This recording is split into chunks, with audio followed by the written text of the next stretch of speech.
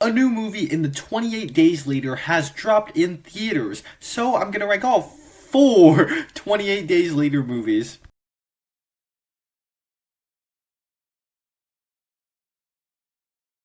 Hi, my name is Nathan, and I like to talk about a lot of movies on this channel. If you're new here, down in the comment section, share your ranking of the 28 Days Later movies over on my channel. I have more content like this. Check those out once this video is over. Click the like button, be sure to subscribe because that really does help a lot. And let's just get straight into the ranking. Easily in last place, 28 years later. I know this is probably a hot take, but I viewed this as a massive disappointment for the franchise. On paper, it seems like a really exciting idea to have Danny Boyle and Alex Garland reteam and come back to this franchise. The trailers looked stunning and were actually pretty good, especially that first trailer.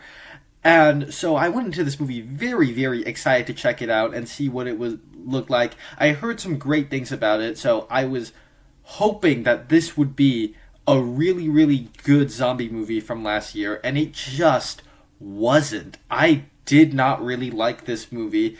I think it's shot incredibly well, and the actors do a good job for the roles that they're playing, but the movie overall just ended up being very underwhelming because of my expectations, and just a movie that I find to be the least sort of enjoyable and the least consumable of all the movies on this list. It's just inconsistent on every single level. When it comes to the tone of the movie, it starts off in the first third with Aaron Taylor Johnson's character teaching his son how to fight zombies, which is fine, and then it veers off and shifts the focus on the Spike character, Aaron Taylor Johnson's son, and him trying to find out if his mother is sick and how to cure her through the Dr. Kelson character. So the whole movie, the whole last two-thirds is kind of just them going off and trying to find this doctor, and then the doctor reveals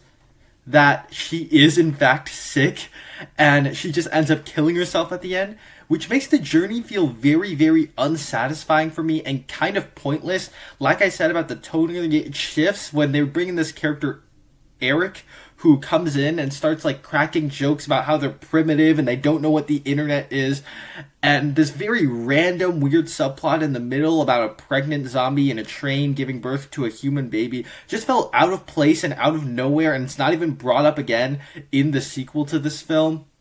Even the editing style was distracting and unfocused, as in the first third, like I said, they're hunting zombies, and every time they like shoot an arrow and it hits a zombie, it does this thing where like it does this freeze frame and then a 360 turnaround on the shot, like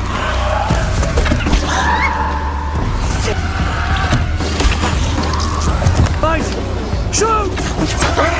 Head and heart! like it just feels like such random editing styles that are not used in the next two-thirds of the film with the mother. It's just so inconsistent on every single level with a plot that felt pointless, and adding on to that, the ending to this movie and the introduction to the Jimmy Cult was simply abysmal, where they introduced them as these cartoonish characters that do flippy kicks and Power Ranger Ninja Turtle moves on the zombies, and it just feels so out of place, so cartoonish, and you don't really take them seriously when they're introduced. And you take them seriously in the sequel, but that's in the sequel, they handled it a lot better. But in this movie, the way they're introduced is one of the biggest negatives about it, and was probably one of the dumbest endings of last year. So this is what I listed down as my most disappointing movie of last year, because I just hoped that this would be a really good zombie movie, and what I was left with was a pretty bad zombie movie to me, and so I didn't like it that much, but I'm glad that a lot of you guys really enjoy this film, but I'm not one of them. In third place, 28 weeks later. To be clear, there's a pretty big gap from 28 years later to 28 weeks later. 28 years later is a movie I'd give like a C, and 28 weeks later is a movie I'd give like a B. Like, I enjoy this movie, and it's easily the most simplistic and mainstream of the 28 Days Later franchise, where the other movies have this ongoing theme going on through it. Even 28 years later had a theme going on through it with,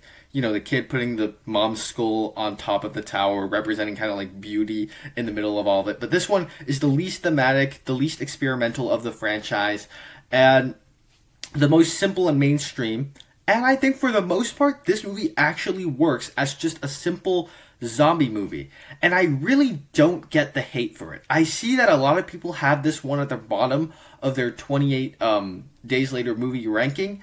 And I don't really get the hate that this movie actually gets, because I watched it for the first time last year and I thought it was just kind of a fun, simple zombie movie. And even the people that made this franchise and made 28 Years Later seem embarrassed to have done this film, because in 28 Years Later, and in the sequel as well, they kind of retcon the events of this one and kind of try to forget that this one happened.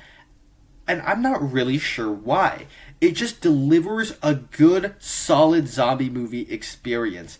I think what people need to give this movie credit for is that it has a fantastic opening sequence. The opening sequence to this movie is simply just so memorable, and I think of the 4 opening sequences, the cold opens of these movies, I think this is probably easily my favorite one of those. And so I think the best part of this movie is the opening, which is this great little sequence setting up the events of the film, and it adds to the lore of the franchise as well, with these, carriers that could not be fully infected, but they still carry the rage virus inside of them, and they're able to infect it onto other people, but it doesn't affect them themselves. It carries on that sort of it expands the lore of the franchise the way you want a sequel to. Now, of course, they retconned this and kind of forgot about it in the other 2 films, but in this film, I think it worked quite well.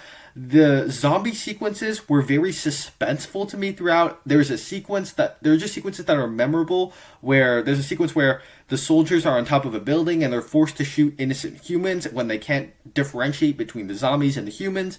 There's a sequence in the dark near the end with Rose Byrne and the kids. And so this movie's just nothing amazing, but it's a very solid zombie movie that I simply don't get the hate for.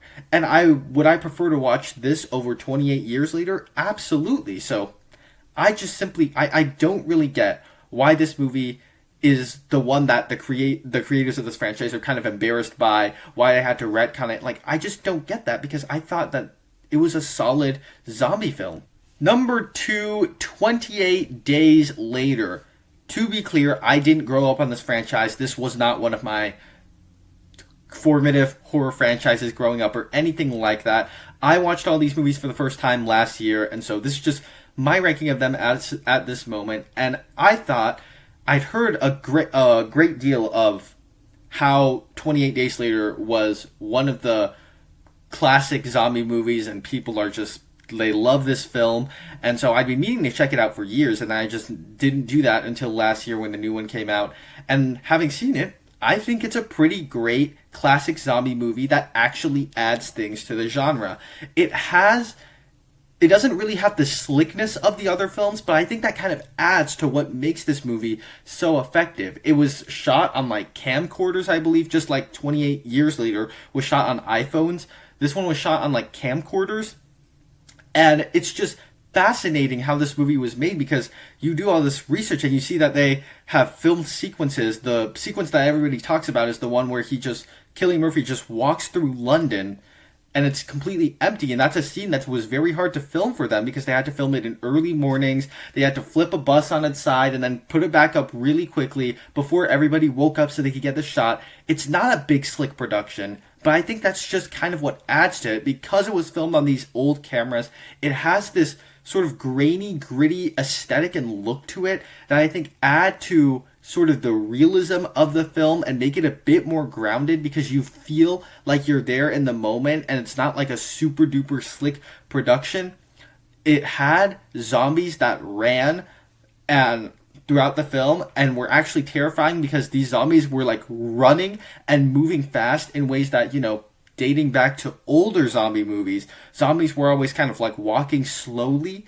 And this one, they're actually running fast, where you're running on the streets away from these things, which makes it more sort of terrifying, especially given that the grainy aesthetic complements that very well and makes it a more immersive experience. Obviously, this is a movie that propelled Cillian Cillian Murphy's career, where this one kind of got him to do a lot of other roles. This is the movie that got him to do Batman Begins, apparently, with Christopher Nolan, and he was later in many Christopher Nolan movies. We did Oppenheimer and won an Oscar for it, Peaky Blinders, and this movie kind of propelled his career and trajectory.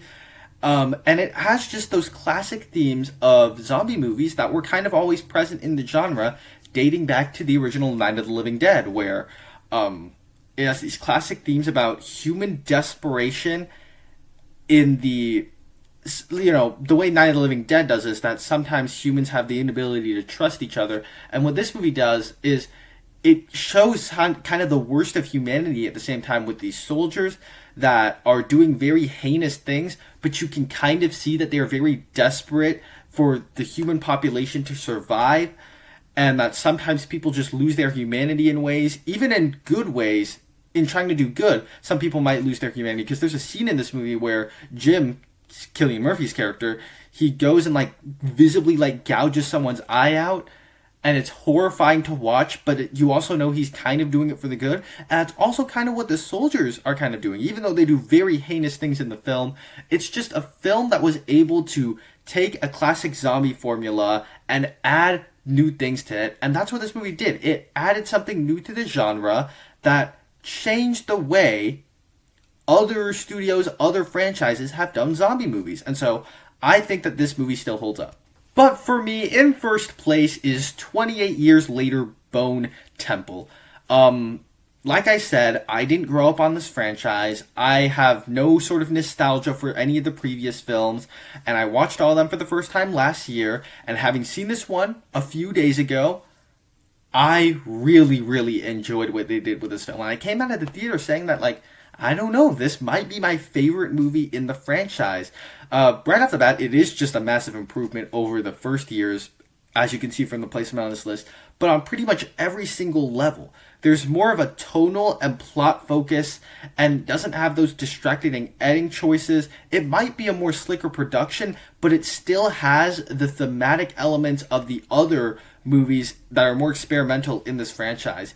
I think of these movies, what makes this one number one is that it's kind of just the best package of all the elements that make these zombie movies work for me, where you get the very disturbing nature of the film. I think this might be the most creepy and disturbing film in the franchise, where you get the Jack O'Connell playing the leader of the Jimmy cult, Jimmy Crystal, and he's just very good at being so disturbing all throughout the film, and you can't help but feel disgusted at seeing what the Jimmy cult does to other people for their own pleasure, as well as sort of Dr. Kelson being the more of the focal lead point of this film. So it had a more focused plot and protagonist, but also it had the thematic elements that I enjoyed about the other movies as well, where going back to 28 Days Later, about how humans can just be they're desperate to